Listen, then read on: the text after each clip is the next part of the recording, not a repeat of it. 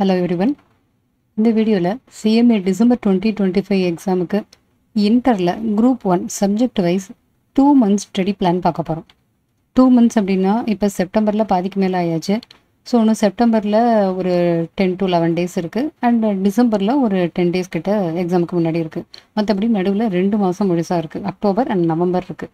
So நம்ம இப்போ பார்க்க போகிறது 2 months ஸ்டடி பிளான். இது வரைக்கும் நேராகவே படிக்கலை, இனிமேல் தான் நம்ம படிக்க போகிறோம். அப்படி இருந்தால் எந்தெந்த டாப்பிக்கை ஃபஸ்ட்டு ப்ரையாரிட்டி கொடுத்து எந்த ஆர்டரில் இந்த ஃபுல் சிலபஸும் நம்ம கவர் பண்ணணும் அப்படிங்கிறதுக்கு ஒரு ஐடியா இந்த ஸ்டடி பிளானில் கண்டிப்பாக உங்களுக்கு கிடைக்கும்.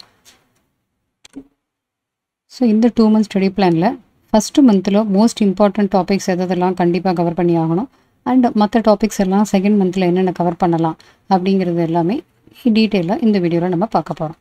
ஒவ்வொரு சப்ஜெக்ட்லேயும் எந்தெந்த டாபிக் எல்லாம் மோஸ்ட் இம்பார்ட்டண்ட், பாஸ்ட் எக்ஸாம்ஸில் எப்படி கொஸ்டின் கேட்டிருக்காங்க அதை வச்சு இந்தந்த டாபிக் எல்லாம் கண்டிப்பாக கவர் பண்ணிடணும். இது வரைக்கும் கவர் பண்ணாமல் இருந்தால் இதெல்லாம் மோஸ்ட் இம்பார்ட்டன்ட்ங்கிறப்ப அதுக்கு ஃபஸ்ட்டு ப்ரையாரிட்டி கொடுத்து அந்த டாபிக்ஸ் எல்லாத்தையுமே முதல்ல கவர் பண்ணிவிட்டு அதுக்கப்புறமா மிச்சம் இருக்கிற டாபிக்ஸும் நம்ம கவர் பண்ணணும்.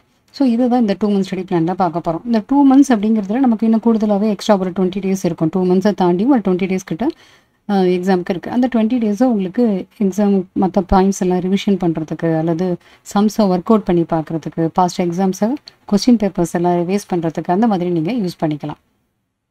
ஸோ இப்போ இந்த 2 months ஸ்டடி பிளானில் ஒவ்வொரு சப்ஜெக்ட்டுக்கும் நம்ம தனித்தனியாக பார்க்க போகிறோம். மோஸ்ட் இம்பார்ட்டன்ட் டாபிக் எதை ஃபஸ்ட்டு நம்ம கவர் பண்ணிடணும், எந்த ஆர்டரில் டாபிக்ஸ் எல்லாம் நம்ம கவர் பண்ணிட்டு வந்தால் அந்த 2 monthsல எல்லாமே கவர் பண்ண முடியும் அப்படிங்கிறத நம்ம பார்க்க போகிறோம். நம்ம சேனலுக்கு இதான் ஃபஸ்ட் டைம் வந்திருக்கீங்க அப்படின்னா மறக்காமல் சப்ஸ்கிரைப் பண்ணிக்கோங்க, நோட்டிஃபிகேஷன் எனேபிள் பண்ணி வச்சுக்கோங்க. டெலிகிராம் இன்ஸ்டாவில் ஜாயின் பண்ணலைன்னா ஜாயின் பண்ணிக்கோங்க, லிங்க் டிஸ்கிரிப்ஷனில் இருக்குது. இப்போ எக்ஸாமுக்கு படிக்கிறப்ப உங்களுக்கு ஏதாவது ஒரு சப்ஜெக்டில் ரெக்கார்டட் கிளாஸஸ் இருந்தால் பெட்டராக இருக்கும் அப்படின்னு ஃபீல் பண்ணிங்கன்னா எமினன்ஸோட ரெக்கார்டட் கிளாஸஸ் நீங்கள் வாங்கிக்கலாம். அதுக்கான டீட்டெயில்ஸ் எல்லாம் இந்த நம்பருக்கு வாட்ஸ்அப் பண்ணி நீங்கள் கேட்டுக்கலாம். ஸோ இந்த ஸ்டடி பிளான் 2 months ஸ்டடி பிளானில் எல்லா சப்ஜெக்ட்லேயுமே ஃபஸ்ட்டு மந்தில் மோஸ்ட் இம்பார்ட்டன்ட் டாபிக்ஸ் எதுவோ அதெல்லாம் கவர் பண்ணிட்டோமா அப்படிங்கிறத பார்த்து கவர் பண்ணிவிட்டு அப்புறம் அடுத்து இம்பார்ட்டண்ட்டாக இருக்கக்கூடிய டாபிக்ஸ் எல்லாம் செகண்ட் மந்த்லேயும் கவர் பண்ணுற மாதிரி பார்க்குறோம். இப்போ first subject paper 5 law and ethics எடுத்துக்கலாம். இதில் ஃபஸ்ட்டு மந்தில் கவர் பண்ணக்கூடிய மோஸ்ட் இம்பார்ட்டன்ட் டாபிக்ஸ் என்னென்ன அப்படின்னு பார்த்தோம்னா Indian contract act. Indian contract ஆக்டில் 2 கொஸ்டின் வரும். 2 கொஸ்டின்னா A and B சேர்த்து ஒரே கொஸ்டினில் 7 + 7 14 மார்க்ஸ்க்கு கண்டிப்பாக ஒரு கொஸ்டின் வரும். ப்ளஸ் கேஸ் ஸ்டடி கொஸ்டினும் இதில் கேட்டாலும் கேட்பாங்க. மேக்ஸிமம் கான்ட்ராக்ட் ஆக்டில் கேஸ் ஸ்டடி கொஸ்டின் கேட்குறாங்க. ஸோ ஃபஸ்ட்டு மந்தில் இந்தியன் கான்ட்ராக்ட் ஆக்டை கவர் பண்ணிடுவோம். அதே மாதிரி கம்பெனிஸ் ஆக்ட் ரொம்ப ரொம்ப இம்பார்ட்டண்ட். இதில் 2 கொஸ்டின்னா 14 + 14 28 மார்க்ஸுக்கு அதில் ஒன்று சப்டிவிஷன் 7 + 7 வர மாதிரி 4 கொஸ்டின் கண்டிப்பாக கம்பெனிஸ் ஆக்டில் கேட்குறாங்க. அதை தவிர ஒரு கேஸ் ஸ்டடி கொஸ்டினும் கேட்குறாங்க. அதனால் ஃபஸ்ட்டு ப்ரியாரிட்டி கம்பெனிஸ் ஆக்ட்டுக்கும் நம்ம கண்டிப்பாக கொடுத்தாகணும். And then business and ethics. So இது எல்லாமே ஃபஸ்ட்டு மந்தில் நம்ம கவர் பண்ணிடணும். இது கவர் பண்ணிவிட்டு நமக்கு டைம் இருந்துச்சு அப்படின்னா ஃபஸ்ட்டு மந்தில் sale of goods at negotiable instruments, Indian partnership, LLP இந்த 4ல் ஏதாவது 2 கவர் பண்ணிக்கலாம். அண்ட் தென் செகண்ட் மந்தில் இண்டஸ்ட்ரியல் லாவும் அந்த மீதி இருக்கிற மேலே இந்த 4 டாப்பிக்கில் எது விட்டுருந்தோமோ அதை கவர் பண்ணிக்கலாம். ஸோ இந்த ஆர்டரில் படிச்சிங்க அப்படின்னா மோஸ்ட் இம்பார்ட்டன்ட் டாபிக்ஸ் எல்லாம் நம்ம ஈஸியாக கவர் பண்ணிடலாம். அண்ட் ரிவிஷனுக்கும் நமக்கு நிறையாவே டைம் இருக்கும். இண்டஸ்ட்ரியல் லா எல்லாமே ரொம்ப சிம்பிளானது தான். Factories act, gratuity act, employees provident fund, ESI, code on wages இந்த 5ல் ஏதாவது 2 மினிமம் கேட்பாங்க.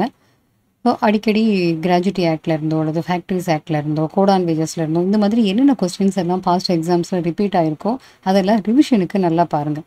ஒரு தடவை ஃபுல் சிலபஸும் கவர் பண்ணிடணும். அதை தவிர பாஸ்ட் எக்ஸாம்ஸை நம்ம படிக்கிறப்ப அது ரிவிஷனுக்கு யூஸ்ஃபுல் ஆகும்.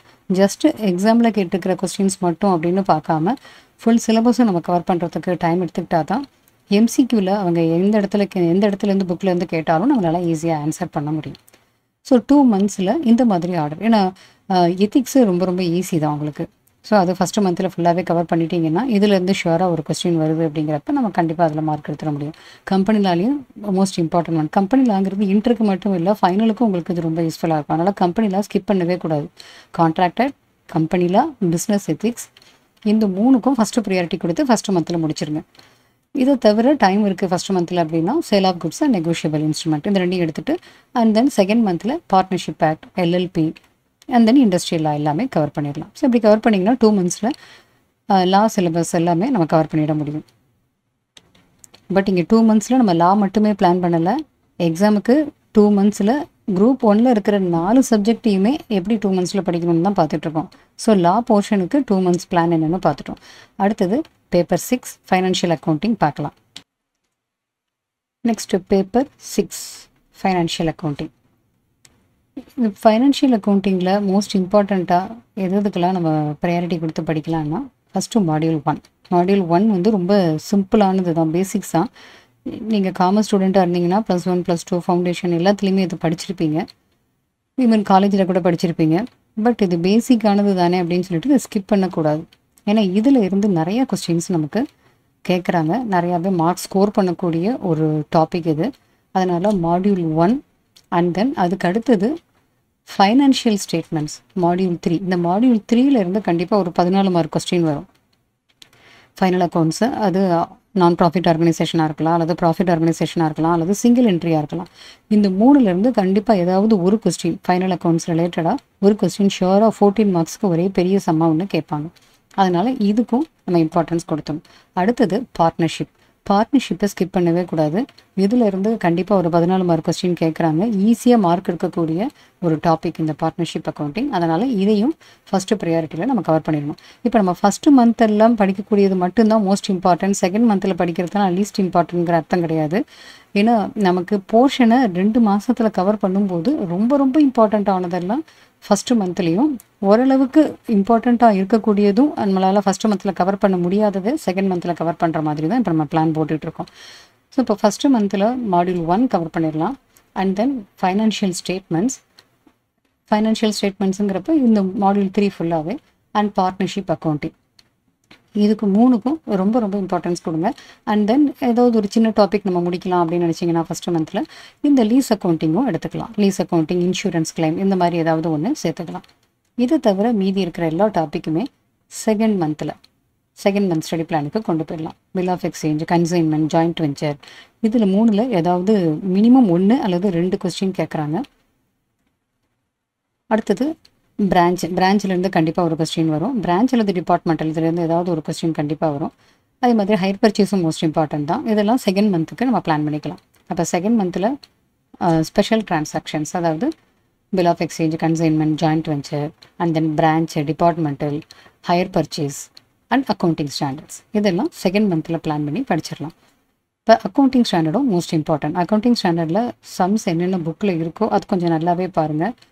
உங்கள் கையில் இருக்கிற எடிஷன் புக்கு, நீங்கள் வச்சுருக்கிற ஸ்டடி மெட்டீரியல் எடிஷன் ஓல்டு எடிஷனாக இருந்ததுன்னா இன்ஸ்டியூட்டில் லேட்டஸ்ட்டாக சைட்டில் என்ன எடிஷன் போட்டிருக்காங்க, அதில் அடிஷ்னல் சம்ஸ் ஏதாவது கொடுத்துருக்காங்களா அப்படிங்கிறதையும் பார்த்து ரெஃபர் பண்ணி படிச்சுக்கோங்க. அப்போ எக்ஸாமுக்கு ஈஸியாக இருக்கும். மோஸ்ட்லி ஸ்டடி மெட்டீரியல் இருக்கிற அதே மாதிரி இல்லஸ்ட்ரேஷன் பேஸ் பண்ணி தான் கேட்குறாங்க. அதனால் இதெல்லாம் ஈஸியாகவே நம்ம மார்க் ஸ்கோர் பண்ண முடியும். இப்போ ஃபைனான்ஷியல் அக்கௌண்டிங்கில் சம்ஸ் மட்டும் ஒர்க் அவுட் பண்ணாமல் அதனோட கான்செப்ட் ஒவ்வொரு மாடியூல்லையும் அதனோட பேசிக் கான்செப்ட்ஸ் எல்லாம் கொடுத்துருப்பாங்கல்ல, அது எல்லாமே நல்லா படிச்சிங்கன்னா எம்சிக்குக்கும் யூஸ்ஃபுல்லாக இருக்கும். அதே மாதிரி லாஸ்ட் 8th கொஸ்டின் பார்த்தீங்கன்னா சின்ன சின்ன கொஸ்டினாக கேட்டிருப்பாங்க. ஏஎஸ் இண்டேஎஸ்குள்ள டிஃப்ரென்ஸ் என்ன, ஏதாவது ஒரு இந்த மாதிரி சின்ன சின்ன 1 மார்க் 2 மார்க் அந்த மாதிரி கூட சிம்பிளான கொஸ்டின்ஸ் எல்லாம் கேட்குறாங்க. ஸோ அதெல்லாம் நமக்கு ஆன்சர் நல்லா பண்ணணும்னா ஃபுல் சிலபஸும் நமக்கு நல்லா கான்செப்ட் வைஸ் தெரிஞ்சிருக்கணும். ஸோ அதனால் சம் மட்டும் இம்பார்ட்டன்ஸ் கொடுக்காம கான்செப்ட் எல்லாமே கிளியராக புரிஞ்சு படிச்சிங்கன்னா அக்கௌண்ட்ஸில் ஷியோராக நம்மளால் 60+ எடுக்க முடியும். Next paper 7 taxation, direct tax, indirect tax. இந்த ரெண்டும் ஃபஸ்ட்டு மந்தில் எவ்வளோ போர்ஷன் கவர் பண்ண முடியும், என்னென்ன பண்ணலாம் அப்படின்னு பார்க்கலாம். ஃபஸ்ட்டு டைரக்ட் டாக்ஸேஷன் எடுத்துக்கலாம். டைரக்ட் டாக்ஸேஷனில் பேசிக் கான்செப்ட், அதில் முக்கியமாக residential status and agricultural income, salary, house property, PGBP, முடிஞ்சால் கேபிட்டல் கெயினும் ஃபஸ்ட்டு மந்த்லேயே கவர் பண்ணிடலாம். ஒருவேளை கேபிட்டல் கெயின் கவர் பண்ணுறதுக்கு கொஞ்சம் கஷ்டமாக இருக்குது அப்படின்னா சின்ன டாபிக்ஸ் ஏதாவது ஃபஸ்ட்டு மந்தில் கவர் பண்ணிவிட்டு செகண்ட் மந்த்துக்கு கேபிட்டல் கெயின் கொண்டு போய்க்கலாம். அப்போ இன்கம் ஃப்ரம் அதர் சோர்ஸஸோட ஃபஸ்ட்டு மந்தில் நம்ம முடிச்சுக்கலாம். கேபிட்டல் கெயின்லேருந்து மீதி இருக்கிறதெல்லாம் செகண்ட் மந்த்துக்கு கொண்டு போய்க்கலாம். ஸோ பின்னாடி இருக்கிறது எல்லாமே சின்ன சின்ன டாபிக் தான். இன்கம் ஆஃப் அதர் பர்சன், இது clubbing, set off carry forward, deductions, rebate, relief, அப்புறம் ஒரு இண்டிவிஜுவலுக்கு டேக்ஸ் எப்படி கேல்குலேஷன் பண்ணுறது, அந்த ஒர்க்கிங்ஸ் எல்லாமே இந்த மேலே இருக்கிற ப்ரொவிஷன்ஸ் எல்லாம் நம்ம படிக்கும்போது தான் அதை ஒர்க் அவுட் பண்ணி பார்க்க முடியும். Including alternate minimum tax, advance tax, TDS ரொம்ப ரொம்ப இம்பார்ட்டன்ட், அண்ட் டிசிஎஸ் ரொம்ப சின்ன டாப்பிக்காக தான் இருக்கும். இன்கம் டேக்ஸ் ரிட்டர்ன், என்னென்ன ரிட்டர்ன், யார் யார் எப்போ ஃபைல் பண்ணணும், டியூ டேட் என்ன, PAN, self assessment and intimation, இது எல்லாமே சின்ன சின்ன டாபிக். இதெல்லாம் தியரி வைஸாக தான் கேட்பாங்க. இந்த ரிட்டர்ன் ஃபைலிங், இது என்ன ரிட்டர்ன், யாருக்கு ரிட்டர்ன் ஃபைல் பண்ணணும், எந்த டேட்டில் பண்ணணும், அந்த மாதிரியெல்லாம் எம்சிக்யூவில் கேட்கலாம். செல்ஃப் அசஸ்மெண்ட், இதுலேயே பெஸ்ட் ஜட்ஜ்மெண்ட் அசஸ்மெண்ட், இந்த மாதிரி டைப் ஆஃப் அசஸ்மெண்ட்லாம் தியரியில் கேட்பாங்க. ஸோ இப்போ இது எந்த ஆர்டரில் நம்ம படிக்கலாம்னு பார்த்தீங்கன்னா, ஃபஸ்ட்டு ரெசிடென்ஷியல் ஸ்டேட்டஸும் and salary, house property, PGBP, capital gain வரைக்கும் ஃபஸ்ட்டு மந்தில் நம்ம முடிக்கலாம். அப்படி ஒருவேளை கேபிட்டல் கெயின் கஷ்டமாக இருக்குது அப்படின்னு நினச்சிங்கன்னா அதை செகண்ட் மந்த்துக்கு கொண்டு போயிட்டு income from other sources, clubbing, set off carry forward, இந்த மூணோ அல்லது டிடக்ஷன்ஸையோ ஃபஸ்ட்டு மந்தில் கவர் பண்ணிடலாம். இதுக்கப்புறமா விட்டு போனது எல்லாமே அடுத்த மாதத்தில் செகண்ட் மந்தில் கவர் பண்ணணும். ஸோ இன்கம் டேக்ஸில் ஒவ்வொரு ஹெட்டிங்லேயும் ஒவ்வொரு கொஸ்டின் கண்டிப்பாக கேட்குறாங்க. இப்போ ரெசிடென்ஷியல் ஸ்டேட்டஸில் ஒரு 7 mark question, salary, house property, PGBP, capital gain, other sources, ஒன்றுலையும் ஒவ்வொரு 7 மார்க் கொஸ்டின் கண்டிப்பாக கேட்குறாங்க. ஸோ அதனால் எல்லா டாப்பிக்குமே நமக்கு ரொம்ப இம்பார்ட்டன்ட். இந்த பிஜிபிபி, கேபிட்டல் கெயின், இந்த 2 டாப்பிக்கும் ஸ்கிப் பண்ணவே கூடாது. ஏன்னா இன்டரில் நல்லா ஸ்ட்ராங்காக பேஸ்மெண்ட் போட்டு நல்லா படிச்சிட்டிங்கன்னா ஃபைனலுக்கு ரொம்ப ஈஸியாக இருக்கும். ஃபைனலுக்கு கேபிட்டல் கெயினும் பிஜிபிபியும் நிறையவே யூஸ்ஃபுல்லாக இருக்கும். இப்போ டிடக்ஷன்ஸ் ஒரு பெரிய சாப்டர். இப்போ கேபிட்டல் கெயின் உங்களால் ஃபஸ்ட்டு மந்தில் முடிக்க முடியலன்னா டிடக்ஷன்ஸ் எடுத்து படிக்கலாம். அப்படி இல்லைன்னா கேபிட்டல் கெயின் டிடக்ஷன்ஸ் எல்லாம் அடுத்த மாதத்துக்கு கொண்டு போகிறதா இருந்தால் income from other sources, clubbing, set off carry forward, இதெல்லாம் ஃபஸ்ட்டு மந்தில் முடிக்கலாம். அப்படி இல்லைன்னா இன்னொரு ஆல்டர்னேட்டிவ் நீங்கள் எடுத்துக்கலாம். டிடிஎஸ் வந்து இதில் சேர்த்துக்கலாம். டிடிஎஸ், அட்வான்ஸ் டேக்ஸ், அல்லது இந்த filing of return, PAN, self assessment, இதெல்லாம் ஃபஸ்ட்டு மந்தில் முடிச்சுட்டு மீதியெல்லாம் செகண்ட் மந்த்லேயும் பார்த்துக்கலாம். ஸோ உங்களுக்கு எது கன்வீனியன்ட்டோ அதுக்கு ஏற்ற மாதிரி இந்த 2 மாதத்தில் நம்ம பிரித்து இதை படிக்கலாம். இது எல்லாமே தியரி பார்ட்டு. ஸோ தியரி பார்ட்டுங்கிறத ஸ்கிப் பண்ணிட வேண்டாம். தியரி பார்ட் ரொம்ப இம்பார்ட்டன்ட்.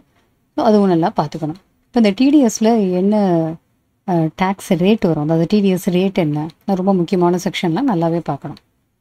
அடுத்தது இன்டைரக்ட் டேக்ஸ். இன்டைரக்ட் டேக்ஸில் மேக்ஸிமம் தியரியும் வருது, எந்தெந்த சிச்சுவேஷனில் இந்த சப்ளை வரும், அந்த சப்ளைக்கு இப்போ ஜிஎஸ்டி யார் கட்டணும், அந்த மாதிரியும் கொஸ்டின் அடிக்கடி கேட்குறாங்க. இப்போ அதுக்கு எல்லாமே கான்செப்ட் நமக்கு நல்லா தெரிஞ்சிருக்கணும். இன்டைரக்ட் டேக்ஸ்ன்னு வரும்போது ஃபஸ்ட்டு பேசிக், அதாவது கான்செப்ட் ஆஃப் இன்டைரக்ட் டேக்ஸஸ், இது ரொம்ப சிம்பிளாக நம்ம படிச்சிடலாம். அடுத்தது இன்டைரக்ட் டேக்ஸில் ஃபஸ்ட்டு மந்தில் நம்ம ஃபஸ்ட்டு ப்ரையாரிட்டி கொடுக்க வேண்டியது எதுக்கு அப்படின்னு பார்த்தோம்னா levy and collection of CGST, IGST. அடுத்தது time, place, value of supply, இது இம்பார்ட்டன்ட். ஸோ அந்த லெவி அண்ட் கலெக்ஷனில் காம்போசிஷன் ஸ்கீம் என்ன, அந்த ஷெட்யூல் 1, 2, 3 என்ன, இந்த மாதிரி நிறைய மிக்சட் அண்ட் காம்போசிட் சப்ளை என்ன, இந்த மாதிரி நிறைய பாயிண்ட் நமக்கு கவர் பண்ணணும். இதோட எக்ஸம்ஷன்ஸ் இருக்கும், இது எல்லாமே கண்டிப்பாக கவர் பண்ணிடணும். இதோடு சேர்த்து ஐடிசி, இன்புட் டேக்ஸ் கிரெடிட், இது வரைக்கும் ஃபஸ்ட்டு மந்தில் கவர் பண்ணிவிட்டு இதுக்கப்புறம் மீதி உள்ளதை செகண்ட் மந்த் அப்படி கவர் பண்ணலாம். அப்படி இல்லைன்னா பேசிக் கான்செப்ட்ஸ் 5.3 வரைக்கும் முடிச்சுட்டு கஸ்டம்ஸை ஃபஸ்ட்டு மந்தில் முடிச்சுட்டு மீதி இருக்கிறதெல்லாம், that is ITC, GST, tax liability calculation, registration, e way bill, tax இன்வாய்ஸ்னால் என்ன, ஜிஎஸ்டி ரிட்டர்ன், என்னென்ன ரிட்டர்ன், யார் யார் ஃபைல் பண்ணணும், டியூ டேட் என்ன, அண்ட் இதெல்லாமே செகண்ட் மந்தில் கவர் பண்ணிடலாம். ஸோ கஸ்டம்ஸு ஃபஸ்ட்டு மந்தில் கொண்டு போகிறதா இருந்தால் ஐடிசியை நீங்கள் செகண்ட் மந்த்தை கொண்டு போய் படிச்சுக்கலாம். இல்லை ஐடிசி வரை கவர் பண்ணிட்டீங்கன்னா மீதி இருக்கிறது எல்லாமே செகண்ட் மந்தில் கவர் பண்ணிக்கலாம். இன்டைரக்ட் டேக்ஸ் வந்து ரொம்ப சிம்பிளாகவே ஈஸியாகவே நம்ம மார்க் ஸ்கோர் பண்ண முடியும். டைரக்ட் டேக்ஸும் கண்டிப்பாக ஸ்கோர் பண்ண முடியும், பட் அதில் ப்ரொவிஷன்ஸ் ஜாஸ்தி, அதனால் இதுக்கு டைம் நிறையாவே எடுக்கும். டிடி, ஐடிடி ரெண்டும் சேர்ந்து வரும்போது நிறைய டைம் எடுக்கும் போர்ஷன் கவர் பண்ண. பட் ஐடிடியில் தியரியும் நிறையா கேட்குறாங்க. ஸோ தியரி ஆங்கிளில் உங்களுக்கு நல்லாவே ஈஸியாக இருக்கும்னு நினச்சிங்கன்னா தியரி பார்ட்டும் நீங்கள் நல்லா படிச்சுக்கலாம். ஏன்னா டிடியில் இவ்வளவு எழுதணும், ஐடிடியில் இவ்வளவு எழுதணுங்கிற மாதிரி ஒரு கிளியர் கட்டாக ஒரு இன்ஸ்ட்ரக்ஷன்லாம் கிடையாது. உங்களுக்கு எது சூட்டபிளாக இருக்கோ, உங்களுக்கு எது கன்வீனியண்ட்டாக இருக்கோ, எதை எழுதினா நிறையா மார்க் கிடைக்கும்னு நினைக்கிறீங்களோ அந்த மாதிரி கொஸ்டின்ஸை நீங்கள் சூஸ் பண்ணிக்க முடியும். ஐடிடியில் நிறையா எழுதலாம் அல்லது டிடியில் கம்மியாக எழுதலாம். எனிவே உங்களுக்கு தேவையான மாதிரி எழுதிக்க முடியும். பட் கொஸ்டின் அவங்க எப்படி எடுக்கிறாங்க அப்படிங்கிற பேட்டர்ன் ஏற்கனவே லாஸ்ட் 3 எக்ஸாம்ஸில் எந்த மாதிரி கொஸ்டின் கேட்டிருக்காங்க, டிடியில் எவ்வளோ மார்க்கு, ஐடிடியில் எவ்வளோ மார்க்கு, எவ்வளோ தியரி கேட்குறாங்க, எல்லாமே நம்ம சேனலில் வீடியோ போட்டிருக்கோம். ஸோ அதெல்லாம் கொஞ்சம் பார்த்தீங்கன்னா உங்களுக்கு இன்னும் கொஞ்சம் ஹெல்ப்ஃபுல்லாக இருக்கும். ஸோ அந்த மாதிரி last exam question paper analysis பார்க்கணுன்னு நினச்சிங்கன்னா நம்ம சேனலில் அந்த வீடியோ இருக்குது, எடுத்து பாருங்கள். அண்ட் கஸ்டம்ஸில் ஒரு கொஸ்டின் கண்டிப்பாக கேட்குறாங்க. அதில் கஸ்டம்ஸ் டியூட்டி வேல்யூவேஷன் பண்ணுறது, அசஸபிள் வேல்யூ கேல்குலேஷன் பண்ணுறது, இந்த மாதிரி கொஸ்டின். இதில் பேசிக்கானது எல்லாமே சின்ன சின்ன டாபிக் தான். வேல்யூவேஷன் ரூல்ஸ் ரொம்ப இம்பார்ட்டண்ட் இதில். So valuation rules, assessable value calculation பண்ணுறது, இந்த பாயிண்ட்டு ஒரு பெரிய கொஸ்டினாக கேட்குறப்ப அது ஈஸியாக நம்மளால் எழுத முடியும். ஸோ அதுக்கான கான்செப்ட் எல்லாம் நல்லா பார்த்துக்கோங்க. என்னென்ன ரூல் எப்போ அப்ளை பண்ணணும், எப்படி வேல்யூ கண்டுபிடிக்கணும் அப்படின்னு பார்த்துக்கோங்க. எப்போவுமே இந்த டேக்ஸ் சப்ஜெக்டில் லேட்டஸ்ட் அமெண்ட்மெண்ட்ஸு நமக்கு ரொம்ப ரொம்ப முக்கியம்.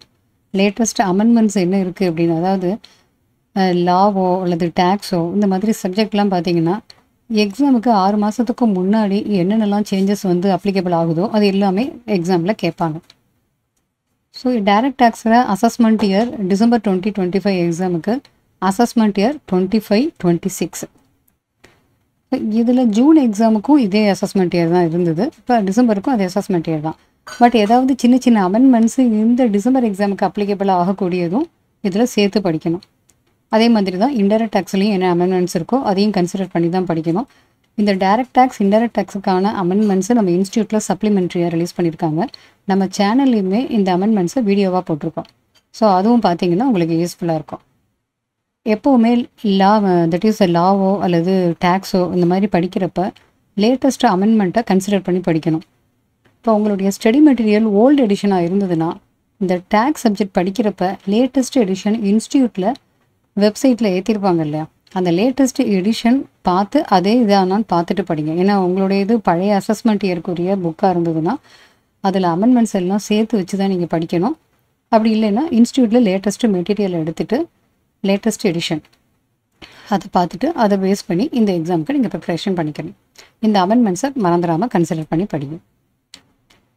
நெக்ஸ்ட்டு பேப்பர் 8 குரூப் 1ல் last paper cost accounting.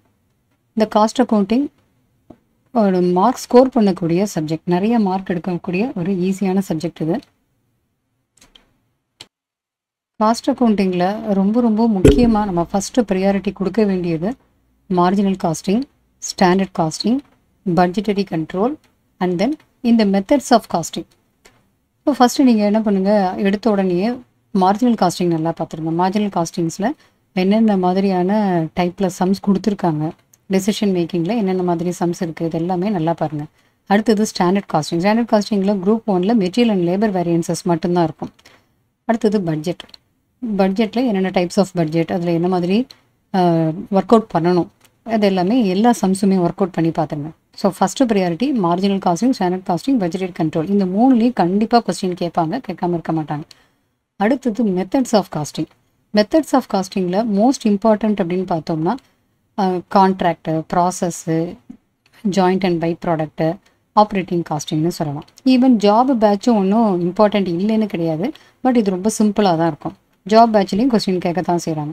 So நீங்கள் ஃபஸ்ட்டு ப்ரையாரிட்டி என்ன கொடுங்க, marginal costing, standard costing, budgetary control முடிச்சுட்டு அதுக்கு அடுத்தது டைம் இருந்ததுன்னா அந்த மந்தில் நீங்கள் சின்ன டாப்பிக்காக ஏதாவது கவர் பண்ணிக்கிற மாதிரி வச்சுக்கலாம். ஸோ இப்போ ஃபஸ்ட்டு மந்தில் standard costing, marginal costing, budgetary control முடிச்சுட்டு ஓவர்ஹெட்ஸில் கண்டிப்பாக ஏதாவது ஒரு கொஸ்டின் கேட்பாங்க. மெட்டீரியல், லேபர், ஓவர்ஹெட்ஸ் இந்த 3ல் ஏதாவது 2 கொஸ்டின் கேட்கறதுக்கு வாய்ப்புகள் இருக்குது. ஓவர்ஹெட்டில் அப்போர்ஷன்மெண்ட்டும் மோஸ்ட் இம்பார்ட்டன்ட். அதே மாதிரி ஓவர் அப்சார்ப்ஷன், அண்டர் அப்சார்ப்ஷன் இருந்ததுன்னா அதை எப்படி ட்ரீட்மெண்ட் பண்ணணும் அப்படிங்கிறதும் மோஸ்ட் இம்பார்ட்டன்ட் கொஸ்டின். அப்புறம் ஓவர்ஹெட் ரேட்டு கண்டுபிடிக்கிற மாதிரியும் கொஸ்டின் கேட்பாங்க. அதனால் ஃபஸ்ட்டு மந்தில் இந்த ஓவர்ஹெட்டை கவர் பண்ணிவிட்டு மெட்டீரியல் ஆர் லேபரில் ஏதாவது ஒன்று எடுத்துக்கலாம், ரொம்ப சிம்பிளாக முடிக்கிற மாதிரி. லேபர் ஆர் மெட்டீரியலில் first in first out, last in first out வைத்து ஸ்டோர்ஸ் லெஜர் ப்ரிப்பேர் பண்ணுற மாதிரி. ஈவன் அதில் பார்த்தீங்கன்னா சின்ன சின்ன டாபிக் எல்லாம் பின் கார்டு, ஸ்டோர்ஸ் லெஜர், இதுக்கான டிஃபரன்ஸ் என்ன, அப்புறம் ஸ்கிராப்பு, ஸ்பாயிலேஜ், டிஃபெக்டிவ், வேஸ்டேஜ், இதெல்லாம் எப்படி ட்ரீட்மெண்ட் பண்ணணும், இதெல்லாம் தியரி கொஸ்டின் தான், பட் இதெல்லாம் மோஸ்ட் இம்பார்ட்டன்ட். அதே மாதிரி எம்ப்ளாயிலையும் பார்த்தோம்னா ஓவர் டைம், ஐடியல் டைமை எப்படி ட்ரீட்மெண்ட் பண்ணணும், அந்த மாதிரி கொஸ்டின் கேட்பாங்க. ஸோ அதுக்கு எல்லாமே இம்பார்ட்டன்ஸ் கொடுத்து படிக்கணும். வெறும் சம்ஸ் மட்டும் ஒர்க் அவுட் பண்ணாமல் சின்ன சின்ன பாயிண்ட்டுக்கும் இம்பார்ட்டன்ஸ் கொடுத்து இதெல்லாமே கவர் பண்ணணும்.